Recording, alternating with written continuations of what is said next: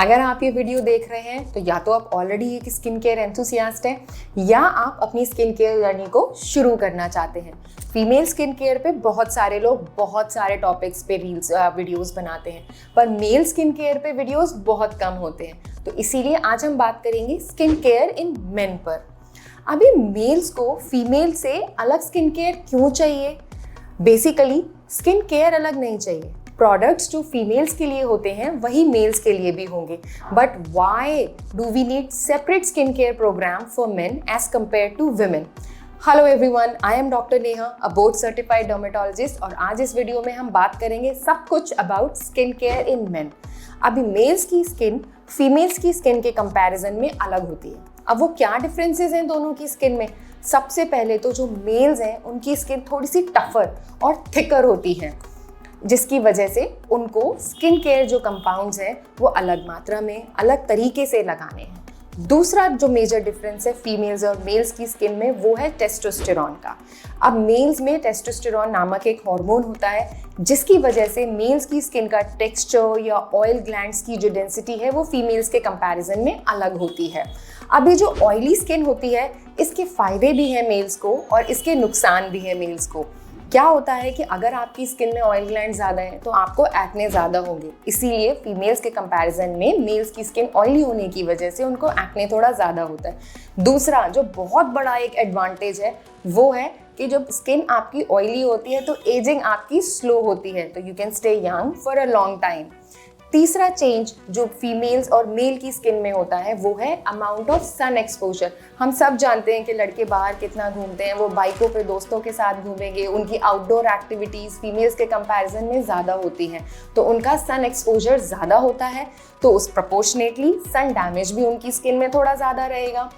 चौथा major difference जो है फीमेल्स और मेल्स में वो है एटीट्यूड का।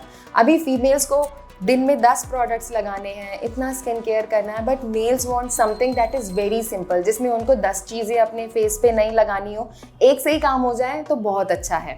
तो यही मेजर डिफरेंसेस होने के कारण आज हमने डिसाइड किया है कि हम स्किन केयर इन मेन पे एक बहुत सिंपल वीडियो बनाएंगे और मैं आपको बताऊंगी कि सबसे सिंपल तरीके से आप स्किन केयर को कैसे शुरू करते हैं। तो आइए सबसे पहले जानते हैं एक simple morning routine. Face wash, moisturiser and sunscreen, ये 3 बेसिक स्टेप्स हैं। अगर आप ये कर लें तो ही काफ़ी है। अब इसमें यूजुअली मैं बोलती हूँ कि मॉइस्चराइजर को कभी भी स्किप नहीं करना है, but in as an exception in cases of men who have just started their skin care journey, I am making an exception where you can mix the 2 steps. Moisturizer और sunscreen आप एक कर सकते हैं। Face wash तो essential है। जैसा मैंने बोला कि मेल्स की स्किन थोड़ी सी ऑयली होती है तो आप एक फोमिंग क्लेंजर का इस्तेमाल करें, और अगर थोड़ी ज़्यादा ऑयली है तो आप सैलिसिलिक एसिड बेस्ड एक क्लेंजर का इस्तेमाल कर सकते हैं। बहुत अच्छे से अपने फेस को वॉश करने के बाद में मॉइस्चराइज करेंगे और सनस्क्रीन करेंगे। पर अगर आप चाहते हैं कि ये 2 चीज़ें ना करें तो उनको मिक्स करके कर सकते हैं। एक ऐसा सनस्क्रीन जो कि मॉइस्चराइजिंग इफेक्ट के साथ आए, या फिर एक ऐसा मॉइस्चराइजर जिसमें सनस्क्रीन पहले से एडेड हो। इसके कुछ एग्जाम्पल्स हैं जैसे एपिसॉफ्ट AC या फिर सेरावी AM क्रीम।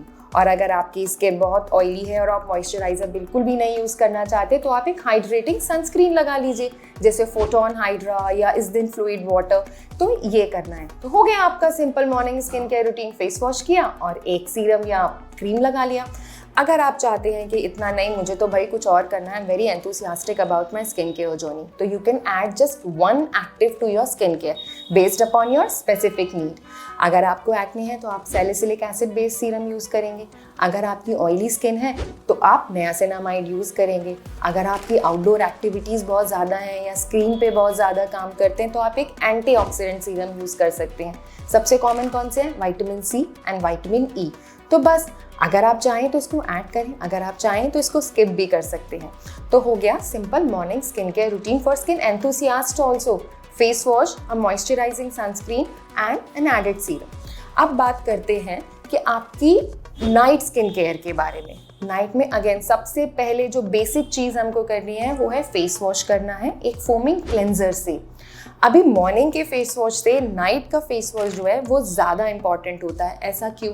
क्योंकि भाई हम पूरे दिन तो बाहर घूमते हैं, हमारा सन एक्सपोजर इतना ज़्यादा है, तो पूरे दिन चेहरे पे जो धूल मिट्टी लगी है उसको हटाने के लिए हमें एक बहुत अच्छा क्लेंजर चाहिए। बेसिकली एक फोमिंग क्लेंजर या सैलिसिलिक एसिड क्लेंजर।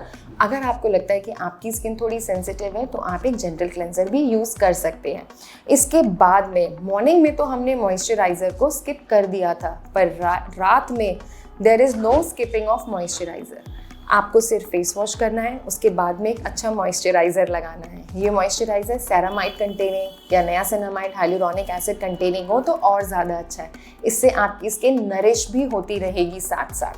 अब बात करते हैं स्किन केयर एंथुसियास्ट के बारे में, जो कि अपनी जर्नी को एक नॉच अबव लेके जाना चाहते हैं। यहाँ आप फिर से एक और एक्टिव यूज़ कर सकते हैं।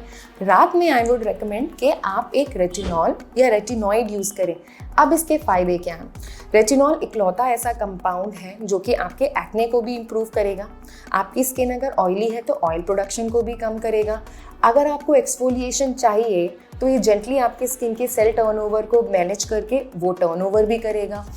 नई स्किन बनाएगा तो आपका पिगमेंटेशन भी कम करेगा। तो अगर आप एक सिंगल कंपाउंड यूज़ करना चाहते हैं तो आप रेटिनॉल अपनी स्किन केयर में इन्वॉल्व कर लीजिए।